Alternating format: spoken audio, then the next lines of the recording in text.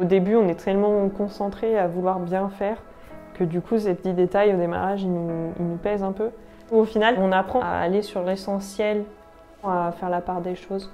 Et après, la confiance vient naturellement s'installer. Et je commence à y arriver, un petit peu, mais je commence à y arriver. Je suis Maëlys Imbert, j'ai créé Brindilles Sauvages à Châteauroux. En fait, deux choix s'offraient à moi au collège, donc soit être fleuriste, soit partir dans le domaine de l'esthétique. Et au niveau du coup proximité, en fait, j'ai choisi le côté esthétique au niveau des études. Après mon BTS, du coup, et les différents CDD intérim, je ne trouvais pas un emploi fixe dans ces domaines-là. Et j'ai toujours aimé ce côté création, poésie qu'apportent les fleurs. Et du coup, j'ai recherché à avoir absolument ce rapprochement de fleurs qui me manquait au fil des années. Et j'ai trouvé un emploi de fleuriste à Issoudun. Comme ça m'a plu et je voulais continuer à être dans les fleurs et que j'aime beaucoup les diplômes, je trouvais ça rassurant. Du coup, j'ai passé un CAP fleuriste. Donc j'ai fait un apprentissage à Bourges durant un an dans une boutique de fleurs. Et suite à ça, j'ai voulu continuer avec la personne, sauf que du coup, elle n'avait pas la possibilité de me prendre en contrat indéterminé. Et du coup, l'idée est venue de créer ma propre société. Donc j'ai fait différents marchés de Noël.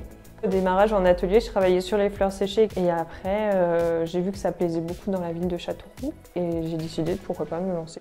Il n'y a pas vraiment une offre et du coup il y a eu une demande à ce moment-là, donc j'ai saisi ma chance. Pôle emploi du coup m'a tourné vers BGE pour faire après tout le côté formation de création d'entreprise. Ils remarquent les points faibles qui nous manquent et en fait du coup j'ai fait une formation comptabilité. Ils m'ont également aidé sur tout le côté ouvrir sa boutique, donc tout ce qui va être emprunt, proposer les aides de la région, etc. Donc j'ai ouvert le 10 mai 2022. Brindilles Sauvages, du coup, c'est une boutique éco-responsable. J'ai beaucoup tout ce qui va être fleurs séchées, du coup, vu que c'est grâce à ça que j'ai été connue.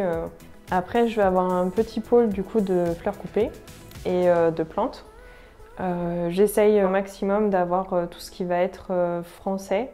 Je vais travailler à partir du mois de mars avec un horticulteur local, donc je suis très contente. Et également, je veux aussi remettre un peu comme les fruits et légumes, c'est-à-dire ce côté où on réapprend à savoir quelle fleur est de saison ou pas, parce qu'au final, on a un peu oublié. Et je limite un maximum aussi tout ce qui va être déchets. Par exemple, pour une composition où normalement on met un plastique au fond pour éviter d'avoir trop d'eau, moi je sais que je récupère le plastique des bouquets que mes fournisseurs me donnent. Et au mois d'août, comme les fleurs ont été asséchées dans les champs, au final je travaillais qu'avec les fleurs séchées parce que j'avais plus de fleurs coupées. Donc ça servait à rien que la clim en plus elle tourne. Donc du coup pendant tout août en fait j'ai pas eu de clim à la boutique. Donc réapprendre tout ça c'est mon principe. Et aussi avoir ce côté création sur mesure. Normalement ça va nous plaire, donc on va pas le jeter. Mes clients sont professionnels du coup et particuliers confondus, donc je fais des événements, des abonnements. L'événementiel particulier c'est souvent mariage, anniversaire. Il y a un style que j'ai qui est assez poésie, bohème. Les mariées, souvent elles recherchent ça quand elles viennent chez moi. On va avoir des ateliers donc, pour faire les couronnes, nous-mêmes apprendre à faire la création florale et également sur tout ce qui est soin de la plante.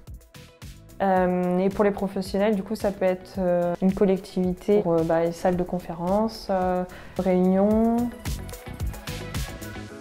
Comme je suis dans le vieux Châteauroux, tous les commerçants se connaissent, tout le monde s'aide.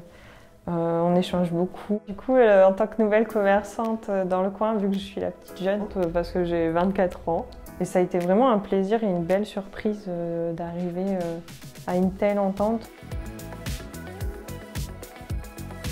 Alors, ces premiers mois ont été stressants pour moi, qui est grande stressée de la vie.